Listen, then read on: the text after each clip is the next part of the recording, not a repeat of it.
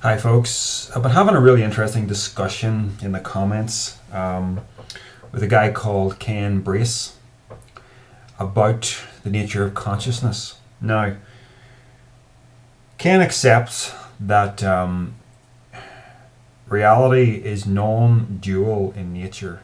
It is one. He accepts that on the physical side of reality, but he's not prepared to accept that all consciousness is one. And he's basing that on the experience of consciousness that he has, which is the fact that he can't see into my mind, I can't see into his. We appear to be separate beings. Now, I want us to look really carefully at this because I think some really useful insight can come out of this. We all start off, you see, as a result of our religious heritage, believing in the idea of the soul or the idea of the psyche or the mind as a unit containing the personality. That's a very outdated idea. We know that from neuroscience because we know that the personality can be changed by simply changing the brain. Whether you change it with damage to the brain or whether you affect it with chemicals or whatever, the seat of the personality is the brain itself. And by personality I mean mind. I mean your individual mind containing your behavior patterns, all your mental activity, your emotional states, all your memories, everything that gives you your sense of self. That is tied to something material. It cannot exist without that material. That is the brain. Okay? So Ken's with me up to this point. He accepts that whatever we mean by consciousness, it is something distinct from the contents of consciousness or the contents of mind. So with a little visual aid here is, if you like, my consciousness. This is the consciousness of Darryl Sloan. And for the time being, I'm thinking of it as something completely distinct from somebody else's consciousness. So there's me, that's Darryl Sloan, without the identity of Darryl Sloan, right? If you imagine this connected here with a big thread, my identity, my personality is down here. This is just consciousness in the abstract. Okay? If I were to die, I would not be taking with me any of this. This is just the very basic idea of consciousness or the soul, right? It's very important you remember it's not the personality, right? So this is Darryl. This is Ken, right? This is Ken's consciousness. But it doesn't contain anything about Ken. It doesn't even contain his name. So this isn't named Darryl. This isn't named Ken. They're just consciousness. But Ken wants to think of his as my consciousness, and intuitively I suppose I would think of this as my consciousness. But the my side of this thing is something that occurs down here, right? In mind. So, which of these is Ken and which of these is me? Never mind which one I'm shaking. And when I brought them together, like this, did I switch them? Did I just switch them back there now, or did I not switch them? Which one of these are you, Ken? Which is your consciousness? Let's bring somebody else into it. Here's a third person. There's their consciousness. Let's call him Fred. There's Fred. We got 3. And there's Barry. 4. And there's Gemma. Might as well add a girl in. 5. Right? 4 guys, 1 girl. Doesn't seem very fair, does it? There's 5 consciousnesses in the plural. But the thing about it is, none of these has a name, really. None of these has anything to do with the individual you, the individual mind. So if I just put them in my hand and I go like this and I move them around in there and I show you them again, which one of these are you? Because this equals this in every single respect. This is undifferentiated consciousness.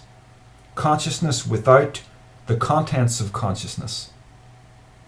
This is not different from this. They are absolutely identical in essence. Now you might want to say, okay, just put a little mark on this one before you mix them up with the others. Then I'll be able to track where I am. But that's completely artificial. You can't put the mark on it because it doesn't have any content. It is not you in the sense of a person. It is just you in the most basic sense of consciousness itself. Right? So if this equals this, bring them together. There's just this. This is consciousness. And consciousness has multiple experiences of mind via this place, via brains. You see what I mean? There's this tendency to invent this false point of differentiation as if one of these things is different from the other when they aren't. For instance, let's imagine this one right here is me and this one right here is you, Ken. Now imagine me standing, I'm going to get mixed up here because the camera's back to front. Okay, this one's me, this one's you. So imagine me standing below this as a figure, and I'm going to imagine you standing below that one as a figure. And you can imagine a little thread attached to each of us. Well, what if the thread from this one went into that body, and the thread from that one went into that body over there? What if they went and they switched? Which are you then? Because it's kind of like saying there would be a different soul with a different personality. You know, one soul would have the wrong personality. But I'm trying to illustrate the fact that that wouldn't actually mean anything. This is just undifferentiated consciousness. It has no identity without an experience of mind within a body. See what I mean? So, the true self is just consciousness. It's not the soul individuated from another soul. Another thing related to this, I came across this illustration today in a totally different context. You know, the way we just suddenly think of ourselves as some kind of distinct entity that has very clear borders, a unique self. This will help illustrate why that's just totally bogus. There were these shipbuilders, and they built this magnificent ship. And the ship lasted a long time, but eventually it started to wear out, but they wanted to keep the ship going. Let's say the ship was called the Nostromo, right? So some of the planks of the ship wore out, and they had to replace them with new planks. But the ship was so well liked that they just kept it going. More and more planks kept wearing out, more and more planks had to be replaced, until eventually every piece of wood on that entire ship was a different piece of wood. So the question is, when all that's done, does the Nostromo still exist? Now, how do you answer that question? Because it requires a little very careful thinking about the nature of language, about how we employ words and what we make them mean. You see, The whole problem with this is that there isn't an actual entity called the Nostromo. There's just the appearance of an entity. Wood is put together in a certain combination and we give it a name.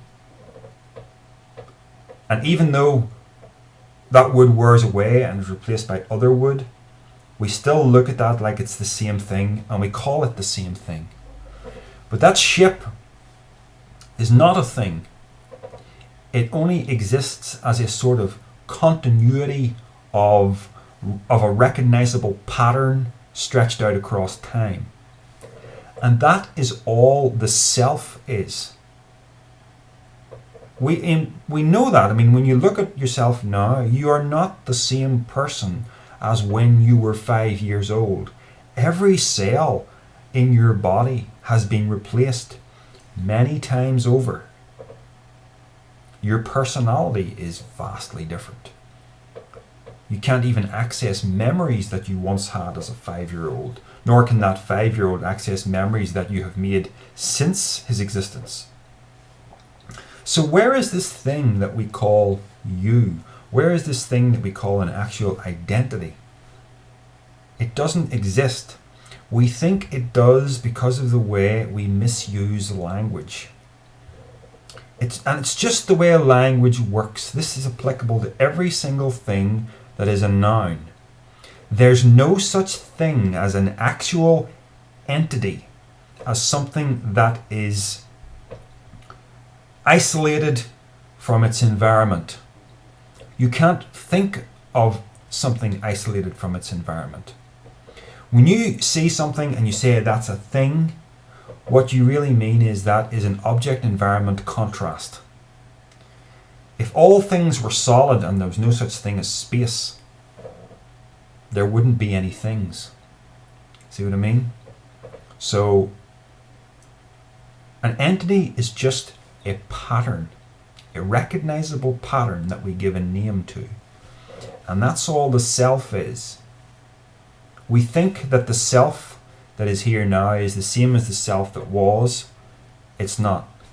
One thing simply becomes another over time, but there is no actual self.